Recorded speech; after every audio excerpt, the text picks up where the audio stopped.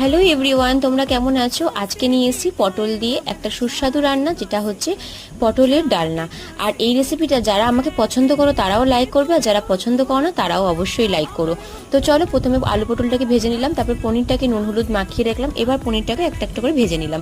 তারপরে ওই তেলের মধ্যে দিয়ে দিলাম হচ্ছে গোটা জিরা, গরম মশলা সম্পূর্ণটাই গোটা, তারপর পেঁয়াজ, আদা, রসুন পেস্ট, তারপরে দিয়ে দিলাম হচ্ছে ধনেপাতা কুচি, টমেটো কুচি, আর তার সাথে দিয়ে দিলাম হচ্ছে একটুখানি কাজু বাদাম।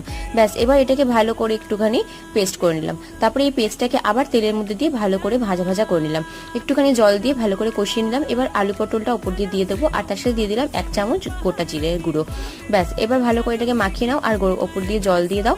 আর ব্যাস, কষানো হয়ে গেলে পরে ওপর দিয়ে একটু কাসুরি মেথি আর পনিরগুলো দিয়ে নামিয়ে ফেলো। ব্যাস, 5 মিনিট পরে এটাকে গরম মশলা আর ফ্রেশ ক্রিম দিয়ে পরিবেশন করে ফেলো।